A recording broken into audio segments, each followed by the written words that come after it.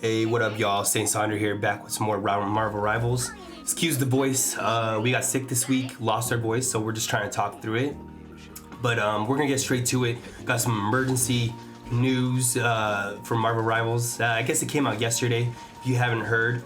But hey, first, if you like these videos, if you like my channel, if you're watching these, I appreciate it. I'm trying to be consistent. I'm new to this, so please like, follow, subscribe. It really helps out. But if you haven't heard about the Marvel Rivals drama, the news that's been going on, season two's been pretty tough. I ain't gonna lie. For me, at least, it's been very tough. With me, last season I was a Rocket main, a DPS Rocket main.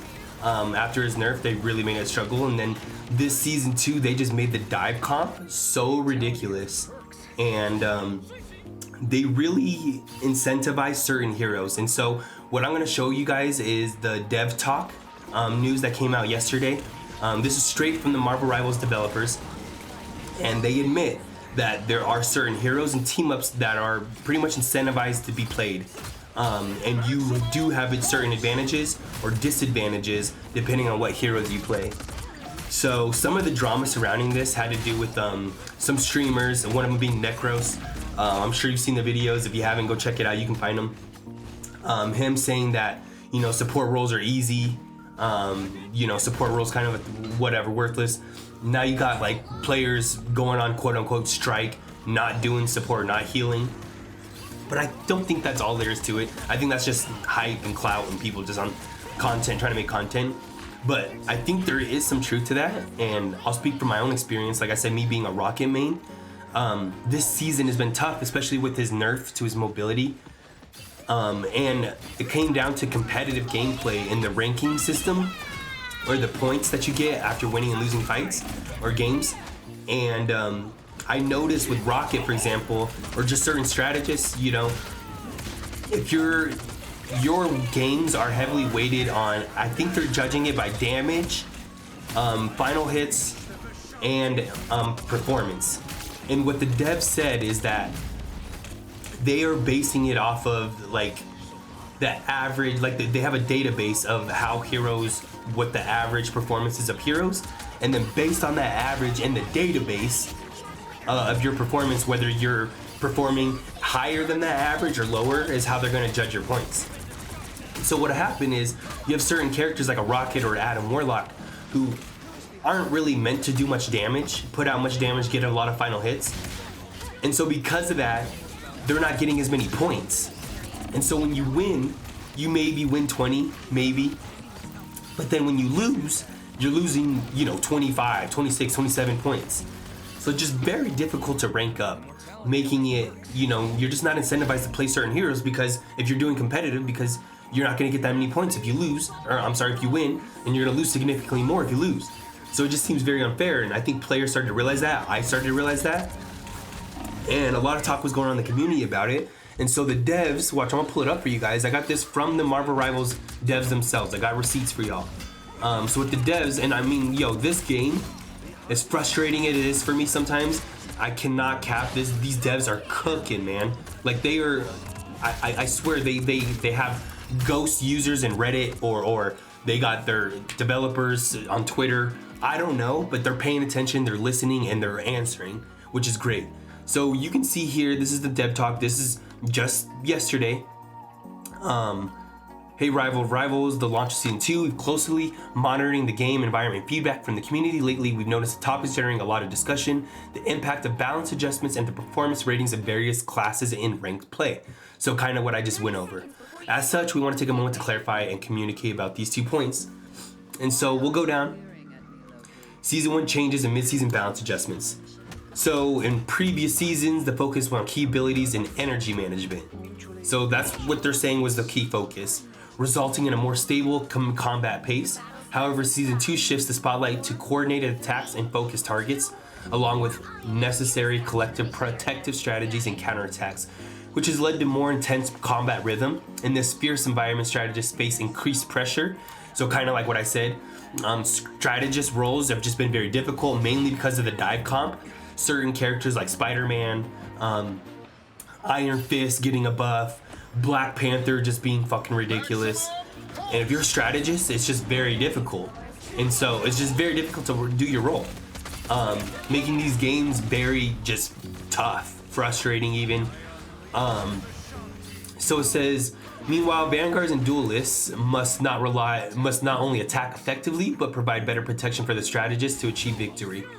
In the upcoming patch, we will enhance the damage capability of certain strategists to elevate their threat levels, which in turn will increase team composition possibilities. Wow, so what they're saying is strategist roles are gonna have increased damage capabilities. So we don't know what that means yet. I don't think they're gonna drop that until the season 2.5 patch comes out.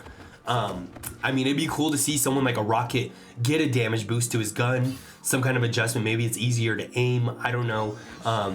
Maybe Adam Warlock or Mantis and Luna get a little something invisible. I don't know. We'll see what that means, but they're saying that the strategists are going to have higher threat levels. Very interesting to see. So, for example, Groot and Captain America will see slight reductions in survivability, and Spider-Man's amazing combo damage range will be slightly decreased. Doctor Strange will require less energy for his ultimate, and Winter Soldier's tainted voltage and team-up ability will be slightly buffed. Since this is mid-season balance adjustment, we aim to be cautious, keeping changes minimal to enhance experience in certain heroes without drastically altering the overall meta. As we move into 2.5 with Ultron's arrival and new team-up abilities, we'll consider broader and more comprehensive balance changes. Wow. So we already know certain heroes are getting nerfed, certain heroes are getting buffed. Very interesting, very, honestly, I give props to the devs, man.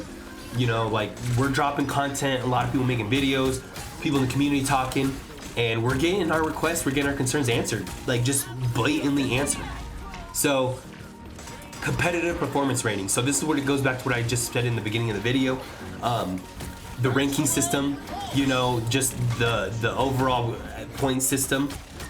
And so what they're saying is in each match, hero performance rating is calculated based on the average key combat data. So literally what I just said, they're taking the data of certain heroes and they're basing your performance off of that.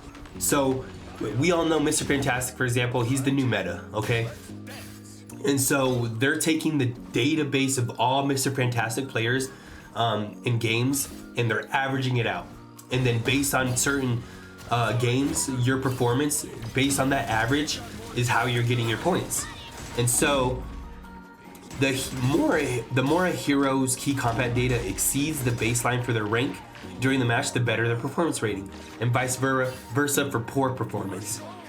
Of course, these stats are adjusted based on hero usage time to ensure they aren't skewed by playtime. If a player uses multiple heroes in a match, performance ratings will be weighted according to their usage time. So, very interesting to see what they're doing. Continuing, we've noticed that compared to previous seasons, a small number of duelists have a slight advantage performance ratings in season 2, while some vanguards and strategists face a slight disadvantage. So, kind of like I said earlier, like you're just incentivized to play certain heroes. And I don't know if they're doing that to, incentivize you to play other heroes like Mr. Fantastic. So for example, like season 1, everybody hated Mr. Fantastic. People were dropping videos saying he's a throw pick, put him in F tier, and then there was a lot of hype for Mr. Fantastic when season 1.5 came out. Season 1.5 came out. There was a lot of hype for him. And maybe he came out in season 1, but nobody was using them. People just didn't know how to use them, I think. I think that was the main problem. Because I played with a good buddy of mine who was a Mr. Fantastic main from day one. Cooks and carries, man. So I think it was just his abilities, his cool, that people just didn't know how to use him effectively. And now that he got a buff to like survivability, his attack damage, elongation, all that, now we're seeing a lot more of him. So you're incentivized to play him because he's technically the meta. Like, people are now dropping videos season 2 saying like he's the meta, he's overpowered, he's S tier. So it's crazy how fast they're able to flip heroes tiers in just 1 or 2 patches or a half a season. So this literally answers our concerns, our question, our conspiracy. Like, you are incentivized to play certain heroes. That's what they want. And you're not incentivized to play certain heroes, such as certain vanguards and strategists. So we'll end it with balancing the game and rank adjustments is a challenging endeavor. We can't guarantee the perfection 100% of the time, However, we may remain humble and attentive to striving, addressing issues promptly, and enhance your experience. Stay tuned for the official patch announcements for more updates. So, like I said, man, the devs are cooking. We love to see it, man. We love to see it. So, hey, again, man, if you like this so far, don't forget to like, follow, subscribe. You can find me everywhere at Saint Sonder. We are streaming. We're playing other games too. We're doing a lot of Marvel Rivals, getting into the new Warzone, Verdansk. The new Elder Scrolls Oblivion just dropped, so we might be joining into that too. But if you're looking for other players, other gamers, you know, that are chill, have fun, come join the Discord, man. We got a small little community growing. It's Saint Sonder server as well, so come check it out.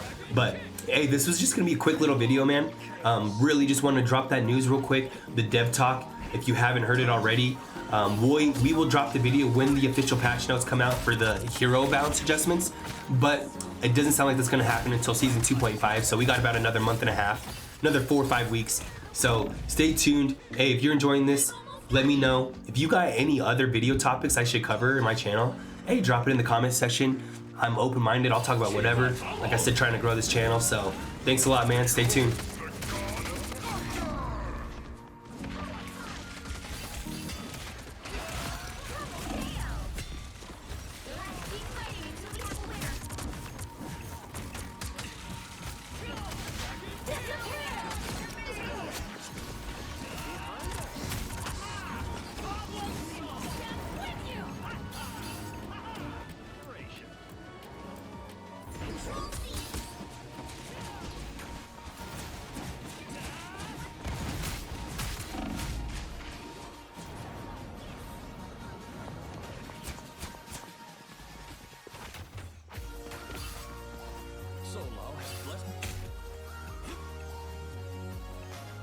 Maximum pulse!